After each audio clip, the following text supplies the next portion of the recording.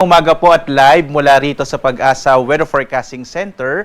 Narito na tayo ng ating panahon ngayong araw nga ng Linggo, July 12, 2026. Sa ating latest satellite images, makikita po natin ang patuloy pa ring pag-iral ng southwest monsoon o habagat. Kahapon nga po na umaga lumabas na ng Philippine Area of Responsibility ang bagyong si Inday na may international name na Bavi. At ngayon po, ito ay nasa may bahagi na ng mainland China. Dahil nga po sa paglabas ng bagyong Inday at inaasahan natin na mag-dissipate or malulusaw na rin ito sa mga susunod na oras, susunod na araw, ay ihina na rin po yung epekto ng southwest monsoon o habagat. Kaya inaasahan natin sa mga susunod na araw, mababawasan na yung malalakas na mga pag-ulan.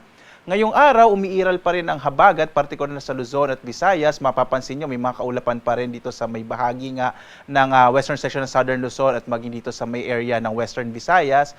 Posible pa rin ang mga pag-ulan, partikular na nga dito sa may area po ng western section ng Luzon, kabilang yung Ilocos Region, sa Bataan, Zambales, gayon din po sa may area ng Occidental Mindoro at maging sa Antique. Sa iba pang bahagi ng Luzon at Visayas, pwede pong medyo maulap na lang yung kalangitan, bagamat sa may area po ng Northern Luzon, particular na sa may Cagayan Valley, maging sa may area ng Bicol Region, mas mababawasan na po yung mga pag-ulan. Sa nalalabing bahagi naman ng ating bansa, dito po sa Mindanao, mga localized thunderstorms naman ang mararanasan.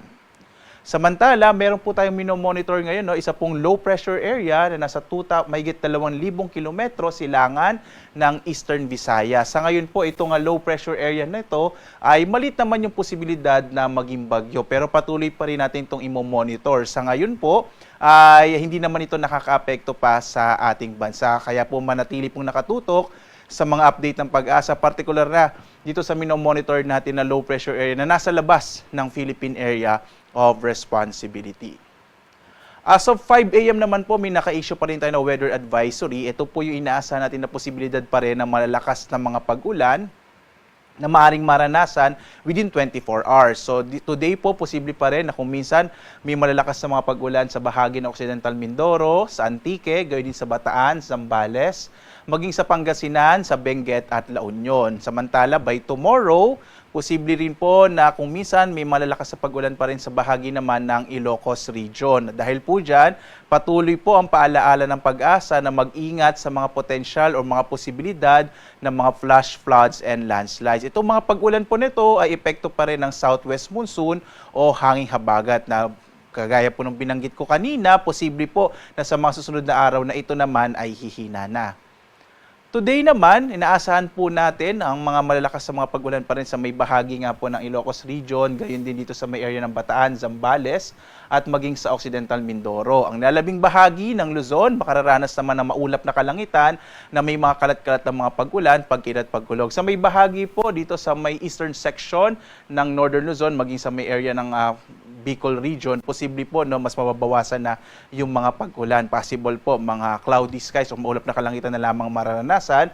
Sa may bahagi naman po ng Kamaynilaan at karatig ng mga lalawigan, posible din medyo maulap na kalangitan na lamang at kung minsan po may mga kalat-kalat na mga pag-ulan.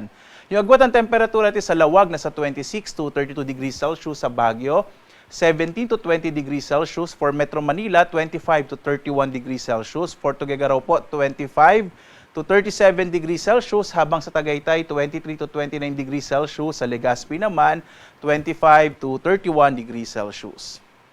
Sa bahagi naman ng Palawan, Visayas at Mindanao, kalat-kalat ng mga pag-ulan, pagkilat pagkulog din ang mararanasan sa Palawan. Agwat ang temperatura sa Calayan Islands sa 25 to 29 degrees Celsius, sa Puerto Princesa naman 25 to 30 degrees Celsius. Mas malaki naman yung mga posibilidad na kung minsan may malalakas na mga pag-ulan pa rin sa Western Visayas, habang ang nilalabing bahagi ng Kabisayan ay makararanas naman po ng mga cloudy skies o maulap na kalangitan, kung minsan may kalat-kalat na mga pag-ulan. Yung agwat ng temperatura sa Iloilo, 25 to 30 degrees Celsius, for Metro Cebu po 26 to 32 degrees Celsius, habang sa Tacloban 26 to 32 degrees Celsius. Ang Kalakhang Mindanao naman po ay makararanas ng mga bahagyang maulap hanggang sa maulap na kalangitan. At kung minsan, may mga localized rain showers and thunderstorms. Mag-ingat pa rin po kung minsan yung mga thunderstorms natin, minsan nagpapabaha pa rin po ito. Kaya iba yung pag-iingat pa rin po sa ating mga kababayan.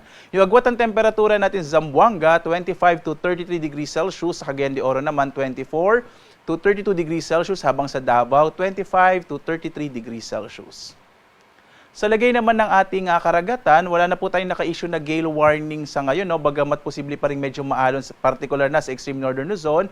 Ang bahagi naman po ng Luzon at Visayas ay makararanas ng katamtaman hanggang sa kung minsan ay maalong karagatan. Iba yung pag-iingat pa rin po, bagamat pwede na maglayag ang mga sasakyang pandagat, yung mga maliliit na mga bangka, kung minsan po, lalo na pag may mga thunderstorms, nagpapalakas yan ng alon. Kaya iba yung pag-iingat pa rin po, mga kababayan.